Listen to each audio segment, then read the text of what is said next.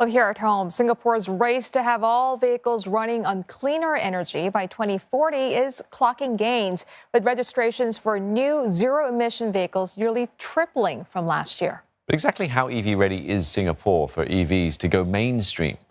Choo looks at where the country is on its road to electrification. The acceleration is so amazing. It doesn't struggle. It's immediate translation of energy. Ranjan Vaswani loves his BMW all-electric SUV, which he traded his petrol-powered Volvo for early in the year. To me, the EV is the next evolution of the car. And the choice was made easier because it's also easier on the environment. And on top of that, the use of electricity is much cheaper than petrol. Much less maintenance involved, so fewer breakdowns. Ranjan is among a small but growing number of EV converts. Zero-emission vehicles, including EVs and hybrids, account for more than 1 out of 10 new vehicle registrations so far this year. That number will continue to grow given government plans to only allow registrations of cleaner energy vehicles from 2030. Singapore is trying to phase out internal combustion engine vehicles by 2040, in line with the nation's sustainability goals. There are plans to deploy some 60,000 charging points by the end of the decade. But can the country support this infrastructurally? I spoke to some industry players to find out. Freddie Choo is with Comfort Delgro NG, one of the operators picked by the government to help deploy charging points across public housing car parks. So there's actually a charger just nearby, about 400 meters away.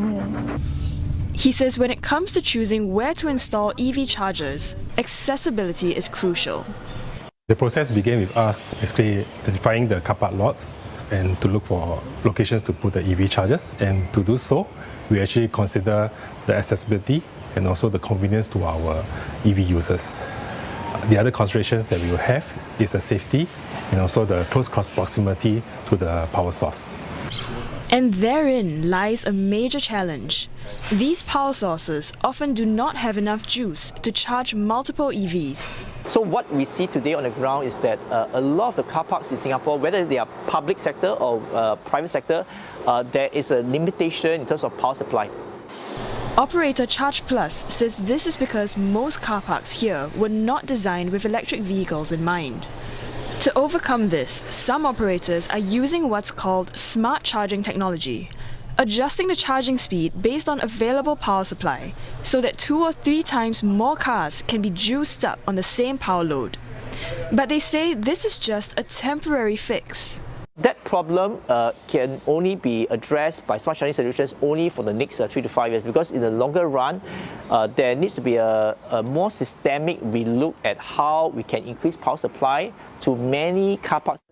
The Land Transport Authority says it's looking to build a high-powered charging network for high-mileage drivers like taxis, commercial fleets and heavy goods. But for non-commercial drivers, there isn't enough demand yet to justify the infrastructural upgrades. We are a small, densely populated city where our EV drivers tend to only have a mileage of less than 50 kilometers a day. And with EV cars now having a range of more than 300 kilometers, we actually only need to charge our cars once every 5 days or even up to a week. So with that, we actually do think that low-powered overnight charging will be sufficient. Still, Singapore's approach to being EV-ready is not going unnoticed. Environmental group WWF says Singapore's current electrification plans are bold enough for it to serve a leading role in the region's decarbonisation. Nearly 90% of transport-related emissions in Southeast Asia are actually from road transport, which leads to massive air pollution, especially in urbanized areas across the region. So Singapore can play a role not only in the EV adoption, but also in technology transfer, in capacity building, and potentially also in leading investments into the region, into renewable energy, but as well into green infrastructure. The question now is how quickly enough people here will buy into the cleaner energy vehicle idea, and in turn ramp up the level of demand needed to drive infrastructure upgrades and get the green transition going full speed.